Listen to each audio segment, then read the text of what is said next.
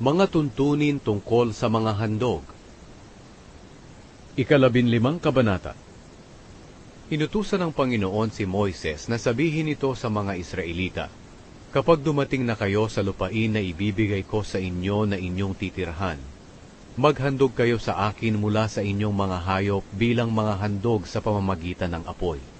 Maghandog din kayo ng mga handog sa pagtupad ng isang panata, o mga handog na kusang loob, o mga handog sa panahon ng mga pista.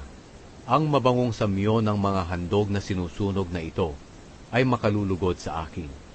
Ang maghahandog ng batang tupa bilang handog na sinusunog para sa akin, ay maghandog din ng handog para sa pagpaparangal sa akin ng mga 2 kilo ng magandang klaseng harina, na hinaluan ng 1 litrong langis, at sasamahan pa ito ng handog na inumin na 1 litrong katas ng ubas. Kung matandang tupa ang ihahandog, sasamahan ito ng handog para sa pagpaparangal sa akin ng mga 4 kilo ng magandang klaseng harina, na hinaluan ng 1,2 litro ng langis. At sasamahan pa ito ng handog na inumin na 1,2 litrong katas ng ubas.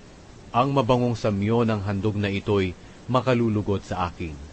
Ang maghahandog ng batang toro bilang handog na sinusunog, o handog sa pagtupad ng isang panata, o handog para sa mabuting relasyon, ay kailangang maghandog din ng handog para sa pagpaparangal sa akin ng mga 6 kilo ng magandang klaseng harina, na hinaluan ng 2 litrong langis. At sasamahan pa ito ng mga handog na inumin na 2 litrong katas ng ubas. Ang mabangong samyo ng handog na ito sa pamamagitan ng apoy ay makalulugod sa akin. Ito ang inyong gagawin kapag maghahandog kayo ng isang toro o matandang lalaking tupa o kambing. Gawin ninyo ito sa bawat hayop na inyong hihahandog.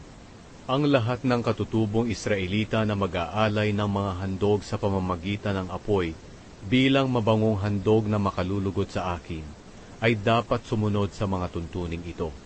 Kung sa susunod pang mga henerasyon ay may mga dayuhang maninirahang kasama ninyo, panandalian man o permanente, at gustong mag-alay ng mga handog sa pamamagitan ng apoy bilang mabangong handog na makalulugod sa akin, dapat ay susundin din nila ang mga nabanggit na tuntunin.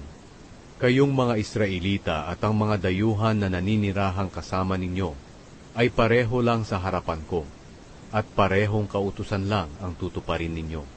Dapat ninyong sundin ang mga tuntuning ito at ng inyong lahi hanggang sa susunod pang mga henerasyon.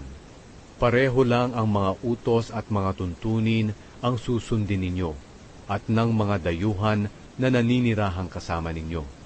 Inutusan pa ng Panginoon si Moises na sabihin sa mga Israelita, "Kapag dumating na kayo sa lupain na ibibigay sa inyo, makakakain kayo ng bunga ng lupain ito, pero dapat ibukod ang iba nito para ihandog sa akin. Maghandog kayo ng tinapay galing sa harina na una ninyong giniling, katulad ng inyong ginawa sa unang ani ng inyong trigo mula sa giikan.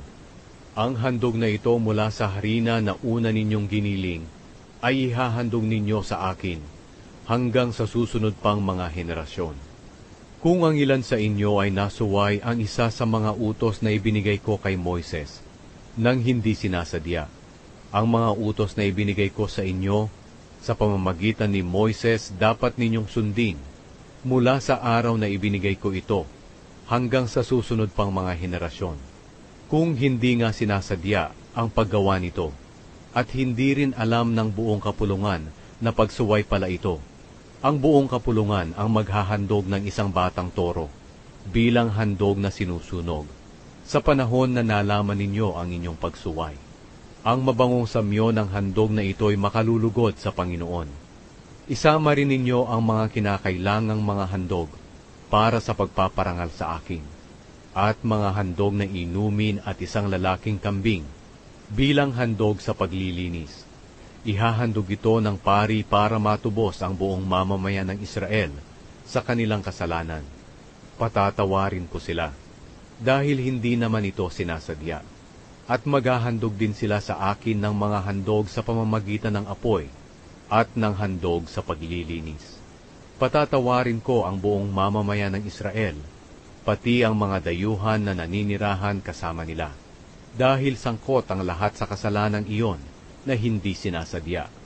Pero kung isang tao lang ang nagkasala ng hindi sinasadya, magdadala siya ng isang babaeng kambing na 1 taong gulang bilang handog sa paglilinis.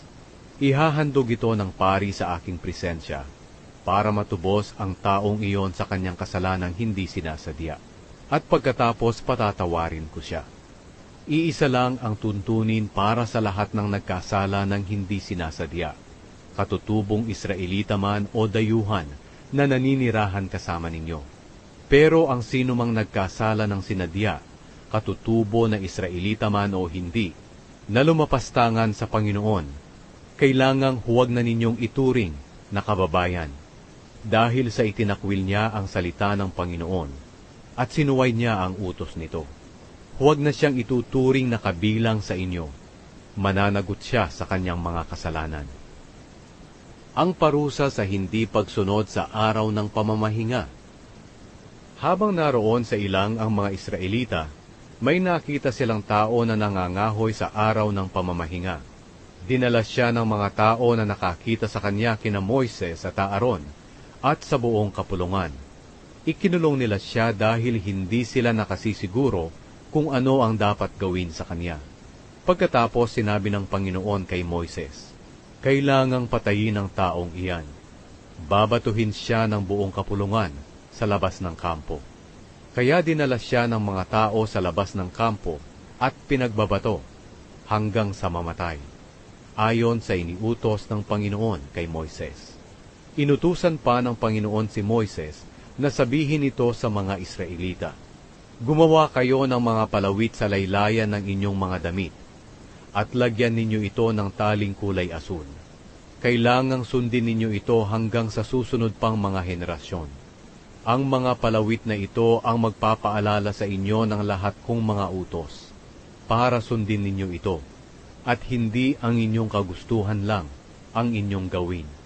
Sa pamamagitan ng mga palawit na ito, maaalala ninyo ang pagtupad sa aking kasunduan, at magiging akin kayo. Ako ang Panginoon na inyong Diyos, na naglabas sa inyo sa Ehipto para maging inyong Diyos. Ako ang Panginoon na inyong Diyos.